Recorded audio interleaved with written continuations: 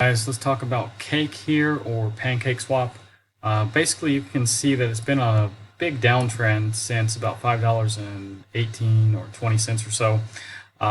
We got a rejection here in March, got a rejection in June. It kind of rode the line here a little bit. Actually, it probably broke out. If I zoom in, we'll see it even better. But yeah, it broke out here, but just couldn't hold it.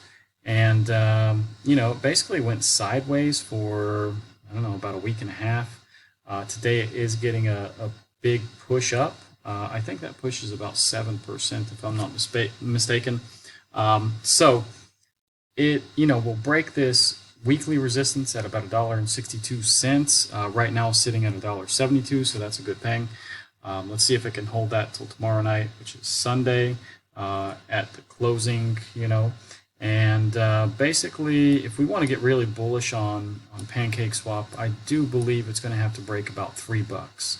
That would take out pretty much this whole area that it's just been trading under for such a long time, guys. I mean, basically since April we've been down here.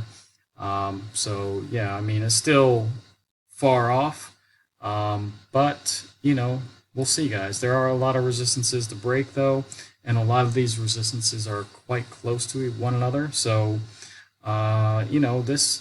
this whole area here is just not going to be that easy to break through.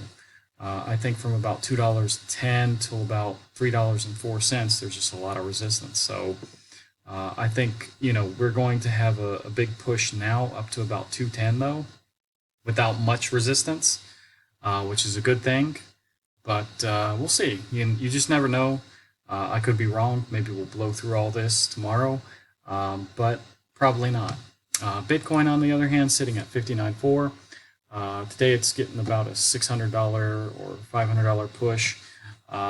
Now, keep in mind it does have to break 60.2, as I keep saying, and 61.3 on the weekly time frame. So basically, if it were to break this trend line up here, though, it's going to have to go to about $67,500 at the moment. But we really need to get above this trend line. This trend line is so important because if I zoom out, you will see the importance here, where we got a rejection in April, rejection in May, rejection in June, rejection in July. So basically every month we're getting rejected by that line. That's not a good thing to see. So we do need to break it. That's very important. Right now, we're probably slightly more bearish, I would say. So yeah, I mean, yesterday we retested this, top of the Fibonacci here. We did get kind of a bounce. So, but I don't want to keep testing this Fibonacci level, because if we keep doing that, we're going to fall through. So let's see about the interest rate cuts. Basically, there's a 75% probability that we're going to get a quarter-point cut in September. And in November, I would say we'll probably get another quarter-point cut, and probably in December as well. And I don't believe we're going to get any half-point cuts. These 25% are very, very hopeful, but it's just not going to happen, guys. So, yeah, maybe in January or March or something we can get a half-point cut, but I haven't really looked that far in advance. I would just say expect the least. Maybe he doesn't even cut it, though, and that would be a big shock to the market, and probably everything would drop significantly if we don't get a cut in September. But I do believe there's going to be a cut.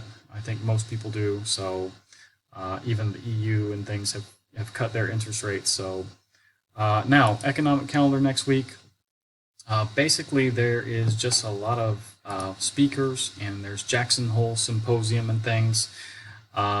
There are like existing home sales and new home sales and things like this, but nothing so important. If this calendar will load. But I've already looked at this calendar several times, so that's why I'm just saying it off the top of my head. But maybe this calendar will not cooperate, so it doesn't really matter anyways. Anyways, guys, if you like this video, about Cake and Bitcoin, like, subscribe, activate the bell, and I'll see you guys in the next one.